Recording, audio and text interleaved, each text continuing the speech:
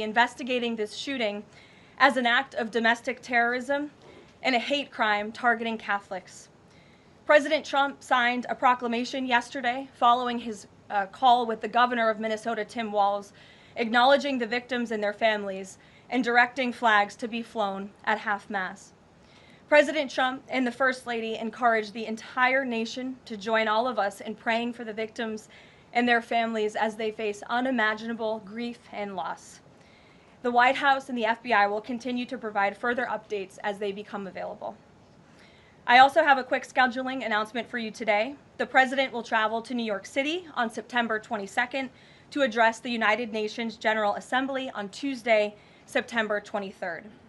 On another matter, as Americans make their Labor Day weekend travel plans, they will be able to enjoy 5-year low gas prices thanks to President Trump fully unleashing American energy dominance.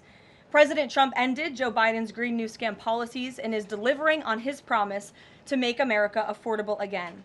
These savings at the pump are giving everyday American families more room in their budgets at the end of each month, which is the exact opposite of what we saw under the previous administration.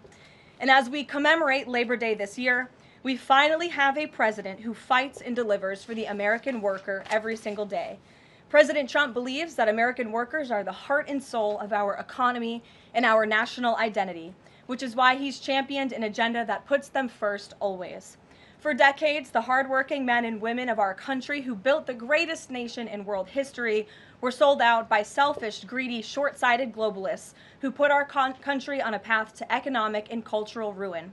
They hollowed out our factories and towns and betrayed the American working class by shipping jobs overseas and importing millions of low-wage migrants to replace American workers. Under President Trump, this national disgrace is over. American workers are, once again, being put at the center of national trade policy, and the dignity of American labor is being defended. As a result, President Trump has already brought in nearly $10 trillion in new private and foreign investments so that the top businesses in the world can create high-paying jobs in America and hire American workers to fill them. In fact, since President Trump took office, the economy has added more than 500,000 new jobs to the workforce. In a stark reversal from the Biden administration, all of that job creation has been driven by private sector growth, and all employment gains have gone to native-born Americans. Wages for blue-collar workers are now rising at the fastest rate in the past 60 years. And the average American worker has already seen a $500 wage increase this year alone. Thanks to the largest middle tax cuts ever signed into law by President Trump, with no tax on tips, no tax on overtime, no tax on Social Security, Americans in all 50 states will keep more of their hard-earned money. The average American taxpayer will see a tax cut of nearly $4,000 because of these pro-growth provisions, according to analysis from the Nonpartisan Tax Foundation. In other news, President Trump continues to deliver on his promise to restore law and order to our nation's capital. Since President Trump's intervention, there have been more than 1,283 arrests right here in the District of Columbia. Total crime in D.C. is down 19%, and violent crime is down 30%. Carjackings in the district are down 67%. Homicides are down 57%. Robberies are down 40%. Motor vehicle thefts are down 32%. And assaults with dangerous weapons are down 23%. And property crime is down 18%. These numbers prove the president's bold actions to make D.C. safe and beautiful again are working, just like he said they would. And that's why on Monday, the president took additional action to sign an executive order taking steps to ensure that cashless bail in Washington, D.C. is eliminated. For too long, D.C.'s reckless cashless bail policies have allowed dangerous criminals to be quickly released, which endangers everyone who lives in and visits our wonderful capital. No cash bail has also foolishly forced law enforcement to repeatedly arrest the same offenders over and over again, only for them to be released back into our nation's capital. This is the definition of insanity, and the president is seeking to end it. He also signed a separate executive order addressing the crime emergency in D.C. by instructing the National Park Service to hire additional United States Park Police officers to support public safety, and directing the U.S. Attorney's Office for D.C. to hire additional prosecutors to focus solely on violent and property crimes. So while liberal Democrats across the country continue to double down on their failed soft on crime approach, the American people, including local DC leadership, business owners, and residents, are rallying behind President Trump's crime crackdown. According to new polling, 81% of Americans say crime is a major problem in large cities across the country. And a clear majority of Americans believe the president's actions are justified and necessary to reduce crime in these cities. Indu Bhatia, who runs a liquor store a half mile from the White House here just down the street, is one of those Americans who are grateful for President Trump's public safety push. Indu recently told the New York Post that her store was robbed so many times that they had to spend exorbitant sums of money on security, jeopardizing her family's financial future. But thanks to President Trump's strong action, Indu said, quote, "All of my employees, including me, we feel much safer, and even our customers feel really happy when they walk into our store." And just yesterday, Washington, D.C. Mayor Muriel Bowser credited President Trump for surging federal law enforcement personnel and said neighborhoods, quote, "feel and are much safer." We thank Mayor Bowser for her cooperation and her willingness to help us make D.C. safe and beautiful. This entire effort has vindicated what President Trump and law and order advocates have been saying for years, and this is our message to Americans in Democrat-run cities nationwide. Decline is a choice. You don't have to live in constant fear of being robbed, raped, or murdered. Your leaders are lying to you, and they have been failing you for decades. The President Trump approach of upholding law and order by letting our brave men and women in blue actually do their jobs to aggressively fight crime works. In just a few weeks, President Trump has done more for D.C. residents than Democrats did in 50 years. And this can be replicated in other crime-ridden cities across the nation. As President Trump has said, all of these elected officials in charge have to do is pick up the phone and ask for the president and the federal government's help. President Trump doesn't care if they are a Republican or a Democrat leader. He wants Americans to be safe and for every law-abiding American citizen across the country to be able to thrive in their city and in their community. With that, I'll take questions. Here in our new media seat today, we have social media influencer, content creator, Brandon Tatum. Brandon, thank you so much for joining us today. Why don't you kick us off? Well, Caroline, thank you so much for having me. I really appreciate it. And on behalf of everybody that follow me, the millions of people that follow me, I want to say thank you for making the sacrifice and dealing with some of the most disingenuous people on planet Earth at times. I have two questions. The first question is associated with the shooting that occurred the other day. And I want to ask the question of, we know that it's not a gun thing. Any rational person knows it's not a gun thing. We know it's a mental health issue. So I want to know from you, what is President Trump and the White House going to do to address mental health issues around the country associated with these shootings? And the second thing is Chicago. You know, anybody with, and I say, with a connected brainstem knows that Chicago's crime is out of control. And young black men are getting killed, laying dead in the middle of the streets every single day in Chicago. No president has addressed any of these issues. And so what is the White House going to do to address issues in their capacity to deal with the conflict and violence in Chicago? Sure. Well, to your first question about this shooting in Minnesota, right now, the administration is focused on helping the people of Minnesota. It's been less than a day, of course, since this tragedy happened. We have federal law enforcement on the ground assisting local law enforcement. This investigation is ongoing. There's still a lot of facts to understand about these circumstances, and so we're going to continue to do that. As for Chicago and cracking down on crime, it is a priority of this administration to ensure that American cities are safe again, and I'm so glad that you brought up the crime in Chicago, because we've been seeing the governor of Illinois parading out there saying that there's nothing wrong with Chicago. It's a great place to live. There's no crime there. He doesn't need President Trump's help. Well, I think the residents of Chicago beg to differ, and the statistics beg to differ. And I'll just share a few of those statistics with all of you. For 13 consecutive years, Chicago has had the most murders of any U.S. city.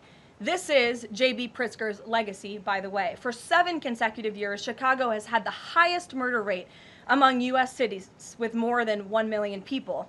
In 2024, just last year, Chicago's murder rate per capita was 3 times higher than Los Angeles and nearly 5 times higher than New York City. That's more than double the murder rate in Islamabad and nearly 15 times more than Delhi. Out of Chicago's 147,899 reported crimes this year, that's how many crimes have been reported in Chicago since January 1st. There have only been arrests in 16% of them. These numbers are unacceptable. There have been more illegal guns recovered in Chicago than in New York City and Los Angeles combined. The number of reported motor vehicle thefts last year was more than double the number in 2021. And Chicago has also, just like DC, come under scrutiny over discrepancies in its homicide data reporting. So as bad as these numbers are, perhaps they are even worse. And this is Governor Pritzker's legacy. He should put politics aside. He should pick up the phone and call this president, who would be more than happy to do right by law-abiding American residents in the city of Chicago, and we hope that he will. Gabe, and thanks for being here, Brandon. Gabe. Karoline, thank you so much. First on the firing of the CDC director. First, Sure. Who will replace her? And then also, overnight, the White House said that she did not align with the president's agenda. Dr. Menard's attorneys say that she refused to rubber stamp unscientific, reckless directives and fire dedicated health experts. What specifically did she do wrong? Look, what I will say about this individual is that her lawyer's statement made it abundantly clear themselves that she was not aligned with the president's mission to make America healthy again. And the secretary asked her to resign. She said she would, and then she said she wouldn't, so the president fired her, which he has every right to do. It was President Trump who was overwhelmingly reelected on November 5th. This woman has never received a vote in her life, and the president has the authority to fire those who are not aligned with his mission. A new replacement will be announced by either the president or the secretary very soon. And the president and Secretary Kennedy are committed to restoring trust and transparency and credibility to the CDC by ensuring their leadership and their decisions are more public-facing, more accountable, strengthening our public health system, and restoring it to its core mission of protecting Americans from communicable diseases, investing in innovation to prevent, detect, and respond to future threats. That's the mission of the CDC, and we're going to make sure that folks that are in positions of leadership there are aligned with that mission. And briefly on another topic, alligator Alcatraz. Last week, a judge on an environmental concerns lawsuit said that the administration had 60 days to wind down operations there, state officials did. Now, the administration has not been shy in fighting back against what it calls activist judges, but why is it backing down this time? We're not backing down. We've always said that we are going to continue to fight in the court of law for what's right, because we know that what this administration is doing with respect to all policy, but also immigration policy, is above the books, and we're abiding by our nation's immigration laws. And we think it's despicable that an activist judge has inserted themselves in this migrant detention facility to the point where DHS is now having to relocate these illegal immigrants to other detention facilities around the country. That is an unnecessary burden on the Department of Homeland Security and these agents who should be removing these criminals from our community. That's what the American people elected this president to do. So we've always maintained, Gabe, we're going to comply with court orders, but we're also going to fight back on them on the merits of the law. And DHS is in compliance while we disagree with this decision, and we'll continue to fight it in court. Let's go to... Hey, Go ahead. Thanks so much.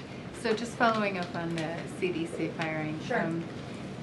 Are you anticipating other changes there at CDC in addition to that firing? And is the administration going through in a very sort of organized fashion? Is there a task force that's going through high-level appointees to see who is or isn't aligned with the mission? Like, should we expect more changes? Not to my knowledge. I understand there were a few other individuals who resigned after the firing of Ms. Monarez.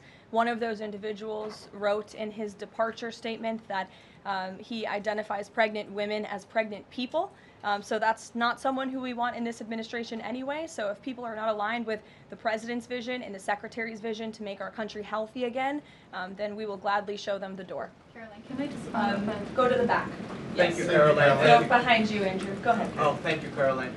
The military deployment that President Trump has sent to the Caribbean Sea close to the shores with Venezuela is massive. It's much more that is needed to simply counter narcotics operations. Is President Trump considering launching military strikes to military installments or facilities in Venezuelan soil? I won't get ahead of the president with respect to any military action or questions about that ever.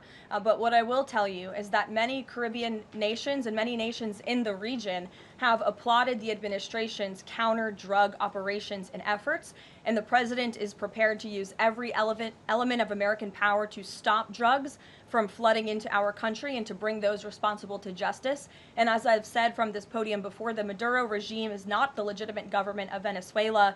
It is a narco-terror cartel. Maduro is not a legitimate president. He is a fugitive head of this drug cartel. He has been indicted in the United States for trafficking drugs into our country, and it is the utmost responsibility of this president and this administration to prevent the illicit flow of drugs into our country and to protect citizens from those deadly poisons.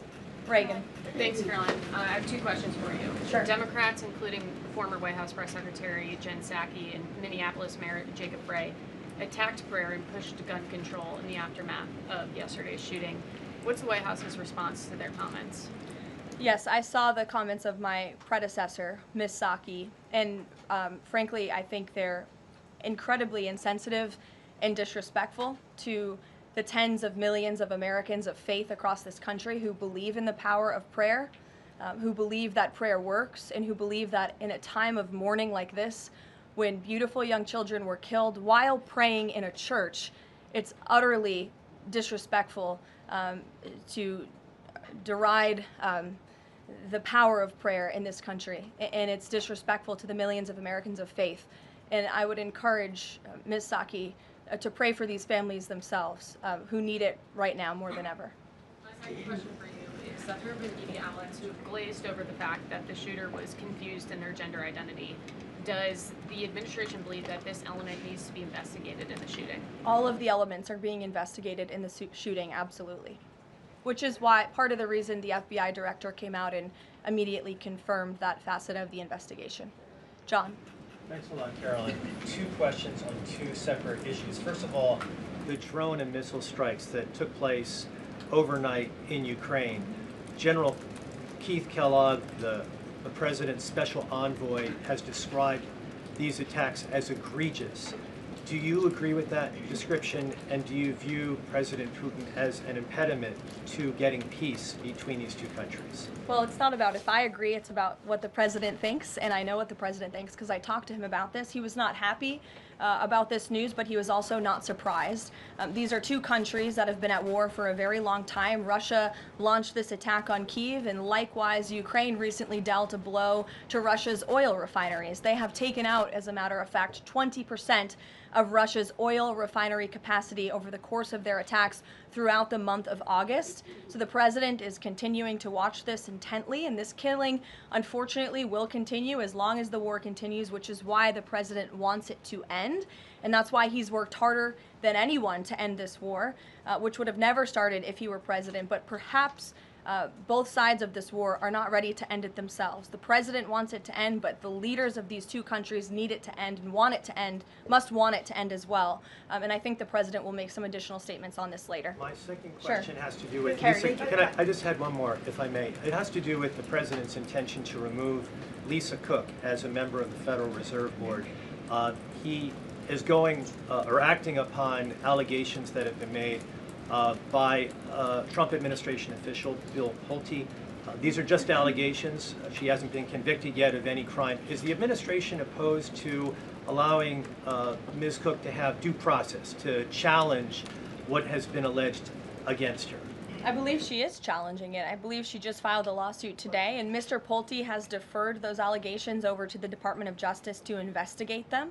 What I will say is that you had these mortgage receipts very clearly shown to the president, and he has the cause that he needs to fire this individual. He laid it out in the letter that he provided to her and to the public as well. And so we'll continue to fight this battle. Carrie. Hi, Caroline. So the president just announced that he wants to have a convention right before the midterms next year. The DNC has countered that they too want to have a convention right before the midterms as well. What's the White House's response to that? And can you give us just a little bit of of a hint or a tease here as to how the president envisions a convention in the, for the midterms? Look, the president put out a statement on this earlier today. I'll let him speak further on the plans that he envisions, but I think he's very proud of the accomplishments and the achievements of his administration, as he should be. The most secure border in United States history, a crackdown on crime here in our nation's capital, an attack or a reversal of the attack on our energy industry from the previous administration. As I just pointed out to you, gas prices today, this Labor Day, are the lowest they've been since Labor Day in 2020. Our economy is bringing in trillions of dollars in revenue from all over the world again. So there's so much for Republicans and for the president and for Americans across the country to be proud of, and I think the president wants to see that celebrated. But for any further details on this as they come, we'll provide you with them. Iris. Thank you, Caroline. Two questions on the shooting. What's the administration's message to some concerned parents across the country who might be now worried about their kids' safety in light of the latest incident? We completely and totally understand the concerns of parents across the country. This tragedy it's heartbreaking. As a parent myself, there are no words to describe just the heartbreak that these families must be enduring, which is why the President and the First Lady have encouraged everyone to continue to pray for these families and these victims. And it's why this administration is focused on removing public safety threats from our communities. And in fact, I can share with all of you that last night in Washington, D.C., when arrests were being made, there was an arrest of a juvenile right here in D.C. in Ward 7 for threats to kidnap and injure, receiving stolen property, possession of a large capacity feeding device, unlawful possession of firearms and ammunition. A search warrant was executed, 7 firearms were recovered, and the juvenile was arrested after an investigation was initiated based on social media posts allegedly threatening violence towards a school. So this was a juvenile who was a risk to not just himself, but the community here in Washington, and he was removed from the community last night because of the law enforcement efforts of this administration. And I would also point to the statement of our wonderful First Lady that she released yesterday. She wrote, "The tragic mass killing in Minnesota illuminates the need for preemptive intervention in identifying school shooters. Early warning signs are often evident, with many individuals exhibiting concerning behaviors and making violent threats online prior to their actions. We encourage all Americans, as the old saying goes, if you see something, say something. If you see warning signs or threats, report it to law enforcement." This administration, federal law enforcement, will take those reports and those threats seriously. They will be treated as a law enforcement emergency, and we will act accordingly. And on the First Lady's statement, would the administration consider ramping up resources on these fronts to parents and schools across the country to help them look into these signs and prevent more tragedies? It's a very fair question, Iris. As for any potential future policy decisions or funding questions, it's just been over 24 hours since this tragedy occurred. Right now we're focused on the FBI and their investigation and uncovering all the facts, and we'll leave those very important policy discussions to another day. Thank you, Caroline. Go ahead. Megan. I had a question about the Lisa Cook lawsuit that you mentioned. Does the president plan to wait until that lawsuit is resolved to appoint her replacement? I will leave that to the president to make that decision in that announcement himself. Brian. Thank you, Caroline. 2 questions. Bouncing off the CDC, situation with CDC, I'm curious if administration officials are pushing back on the president's agenda, privately, publicly, however, should they fear to lose their jobs going forward? Look, I think if you're doing your job well, and if you are executing on the vision and the promises that the president made to the public who elected him back to this office, then you should have no fear about your job. Just do your job. That's what this president wants to see. He wants to see people solving problems. He wants to see the people who have the privilege of serving the American taxpayer and the federal government abiding by the wishes of the American taxpayers who overwhelmingly reelected him in this cabinet to make America great again, or in this case, make America healthy again. On the Intel deal, where the U.S. got a stake in that company, there's two things I want to ask about that. The first is, what did the U.S. get back in return for that deal? And the second thing is, what are the future plans for giving any form of money to another company? It could be through the CHIPS Act, like this deal, or some other form of funds.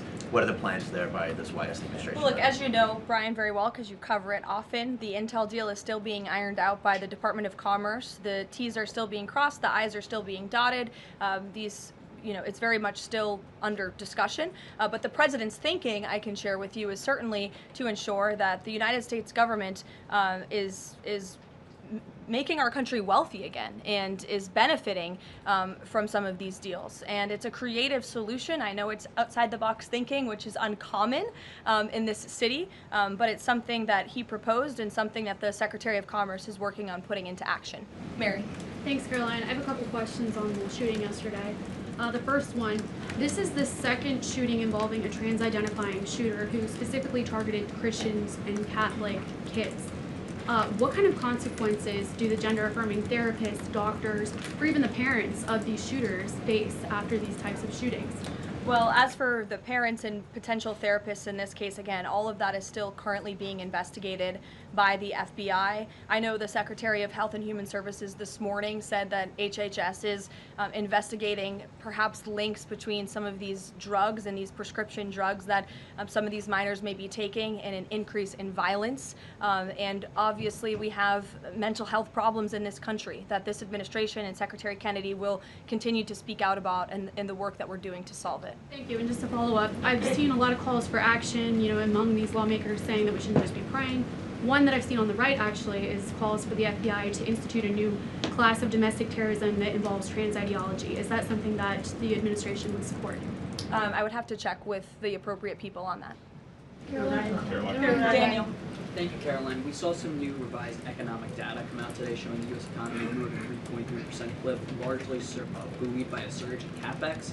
What's the White House reaction to this, and is this sort of the president's vision beginning to come to life after the Big Beautiful Bill was passed in July? Yes, I mean, look, we did say that once the Big Beautiful Bill was signed into law, we're going to see the effects of this massive pro-growth piece of legislation. As I laid out for you as we head into the Labor Day weekend, there's many positive economic indicators that the American people can be hopeful about. But don't forget, we are reversing 4 years of reckless spending from the previous administration, of slamming regulations down the throats of American business owners and consumers across the country. But the administration is working very hard to unravel all of that and to ensure that small business owners and workers are thriving and that they have more money in their own pockets to spend.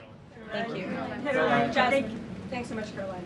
Back on the CDC, there was reporting that some of the initial problems between RFK and the CDC director stemmed from miscommunications or differences on vaccine policy. So I wonder if you could just say whether or not the president believes that the COVID vaccine should be available to and covered by insurance for all Americans, regardless of age and pre-existing conditions.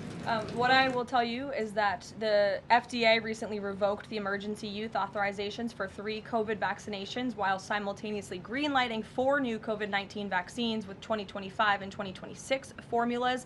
The reason for the revocation of that emergency use authorization is because obviously the COVID pandemic and the public health emergency is over.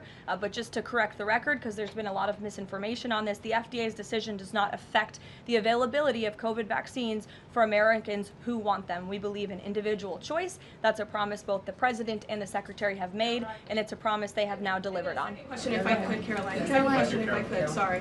I wonder if you could ask. I wonder if you could answer why the president hasn't acknowledged the shooting at CDC headquarters that took place earlier in August, where a police officer was killed, and it was reported that the motivation for the shooting was somebody who was really unhappy with the effects of the COVID vaccine. We absolutely were very much aware of that shooting. The Secretary of Health and Human Services put out a statement immediately. He was in touch with the CDC, and he actually traveled to Georgia to assess the situation and to mourn with the people who work in that building there. So, go ahead. With respect to Labor Day, one of the most underrepresented groups right now are police officers. 30,000 police officers short in America right now. To Brandon's question, 1,300 short in Chicago, 3,000 short in New York, 500 short here in Washington, D.C. What can the White House, what can the President do to help recruitment of police officers? You've done well with the military and Border Patrol. What can be done to get more police officers on the streets of America? Well, the president has certainly been very successful in recruiting federal law enforcement. If you look at the ICE recruitment campaign that was led by he and our Secretary of Homeland Security, we've seen more than, I believe, 130,000 applicants to join ICE, which is just amazing. There's more applicants now than there are jobs to fill, and we're very grateful for that. Clearly, Americans want to serve their communities. They just need a leader who encourages them to do so. So maybe Governor Pritzker should spend less time demonizing the police, more time trying to recruit more police, and more time trying to call the President of the United States to get crime in his city under control. The President wants to allow law enforcement, whether it's state, local, federal, to do their jobs, to arrest criminals, to put them behind bars, and to remove public safety threats from American communities. He'll continue to do that. Thank you, guys.